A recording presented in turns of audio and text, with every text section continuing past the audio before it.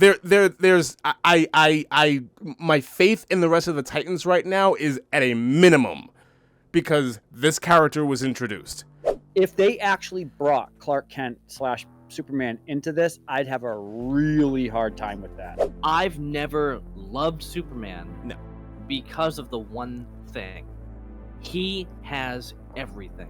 Let's leave him hanging for at least an episode and then come back to it 2 episodes later. Yeah. And then they do this, like, oh, we're not going to do that this time.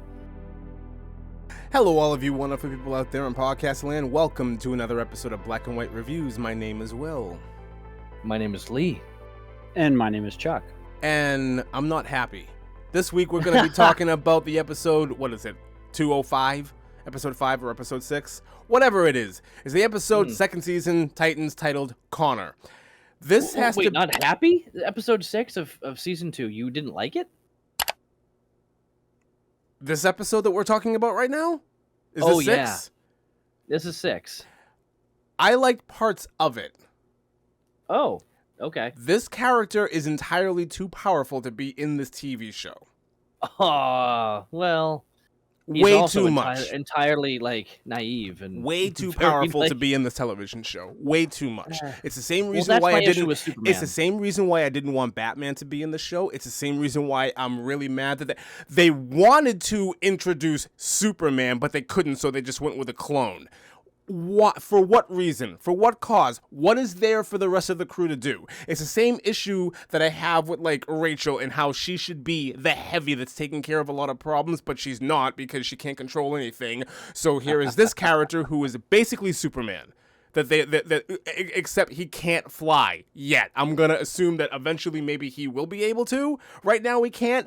Listen, the backstory, his origin, I'm on board with everything, but it's the same problem that I have with Superman. Superman is way too powerful to be interacting with other characters inside the DC universe. Go back to, what was it, Dawn of Justice or whatever it was. They had to purposely write Superman off screen so that he could go save a bunch of people so that the rest of the team could take care of Steppenwolf and the army. And they're not doing a very good job while they're doing it. Then all of a sudden Superman comes back and he saves the day and everything's hunky-dory. That's exactly what this character is going to be in this show. I can't stand it. I cannot stand it. It renders the other characters obsolete. Immediately obsolete. My faith in the rest of the Titans right now is at a minimum because this character was introduced. If this was a standalone thing, that they're doing a separate series of Superman and cloning and everything else and everything with Lex, and it's just a Superman character versus other aliens versus other Kryptonians or whatever, I'm fine with that. That's not what's happening here on this show. This show shouldn't be about a massive heavy on the level of Superman or even Batman. But now it is, and now I have to deal with it. Let me say this, and I think Chuck will agree with me here. Clark Kent in Smallville was not the heavy. You know, he didn't understand his powers. And this dude here, who's like, you know, the mentality of a 5-year-old, the realistic living of a 2-day-old, maybe, is clearly going to go through the same thing that Clark went through when high school, when his stuff started to, like, come in. And he started recognizing what his powers were. So he doesn't have all the powers right now. He's not knowing how to use all the powers right now. I think we have to look at it as he's very, very, very, very juvenile, and that's why he's not the heavy. He's like you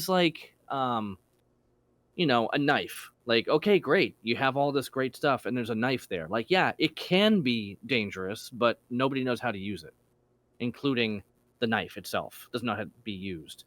So in his case, yeah, he's a great weapon, but he's very, very new, very newborn. And I think that that's going to be the thing for a while. I mean, from experience from watching the rest of the season, I know that the way he's introduced here, I mean, he just got shot. So that's why they shot him. So it's like, oh my God, look at this big heavy. And then it's like, immediately he's incapacitated. Well, okay, there's that. Let's see how that builds up. Yeah, but he's not dead. So if you look at it too, Wonder Woman has. not. If you look at that too, in this case, Donna, Donna Troy. Wonder Woman has a lot of the same powers that Superman has. Wonder Woman is not on this show.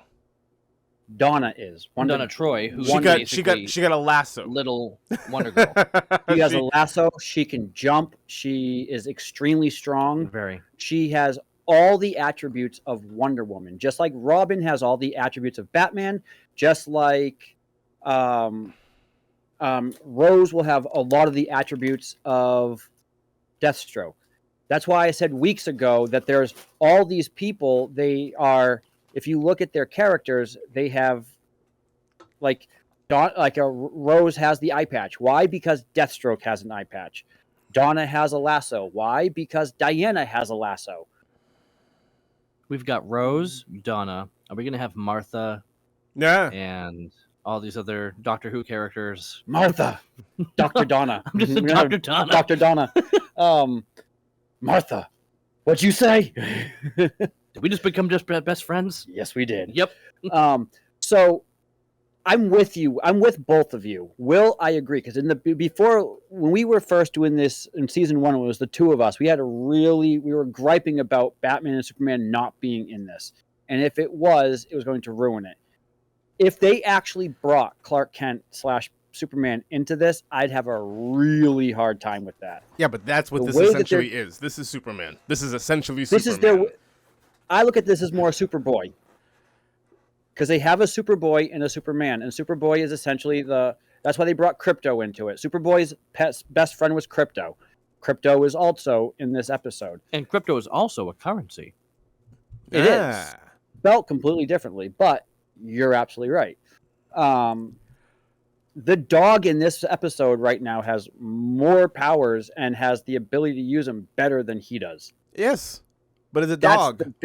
But that's the biggest difference right now, though, he doesn't know. When you watch the first 5-6 seasons of Smallville, Clark gets bested all the time by other people. And I'm willing to bet that through the next season and a half of that this guy will get bested often. Right, he's very naive, and that's the whole because point. he just doesn't know. Armed men came after him, and he handled the situation flawlessly. Yeah, he did not get bested. But if they he knew exactly exactly what he was doing. And then later on in this episode, he's sitting in the car with our scientist friend over here, and he goes through like this overly detailed explanation of quantum mechanics, quantum theory, whatever it was. Because he has nuclear fission. Thank you very much. Nuclear fission.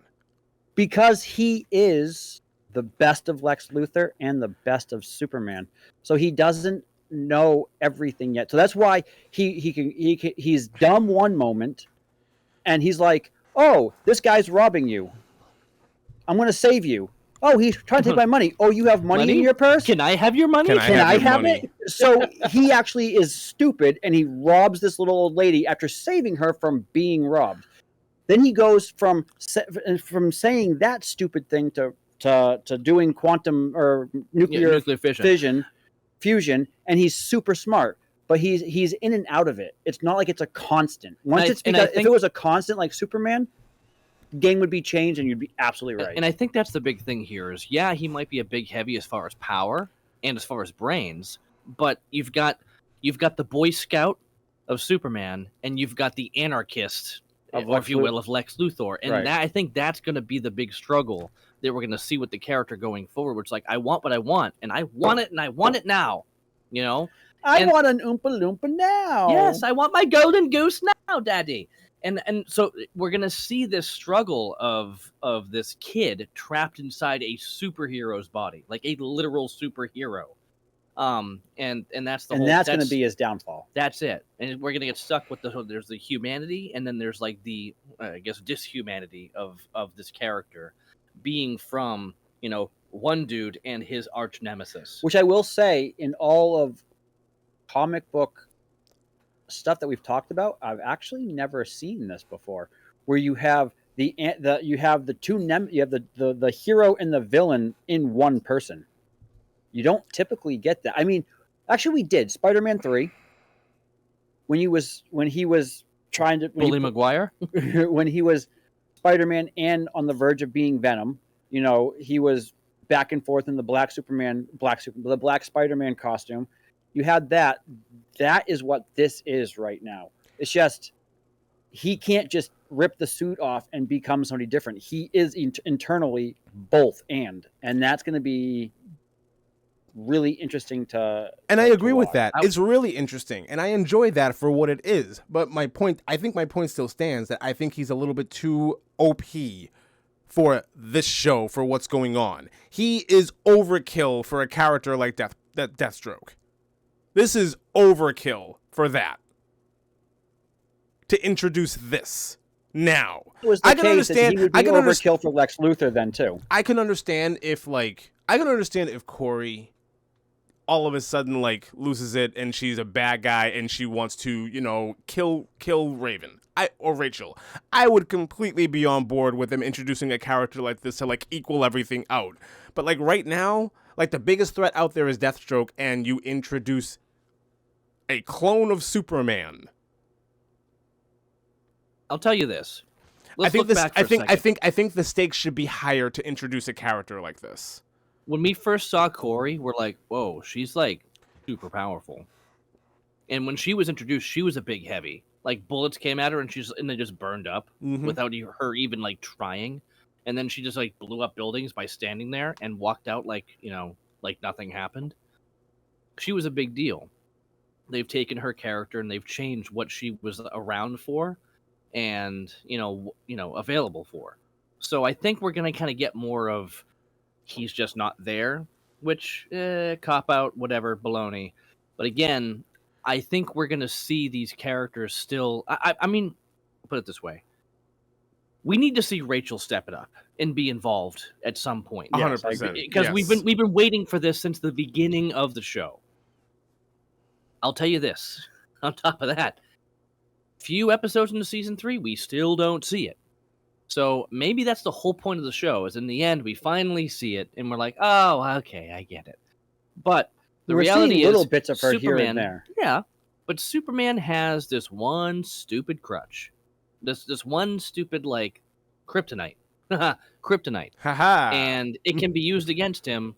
But I think that in this case, kryptonite should not be his Achilles heel. Because he's not Kryptonian, though. But his powers are Kryptonian. Therefore, right, but unless they use tar to make this clone. I don't know. If you're gonna look at this, it's kind of like this would kind of be like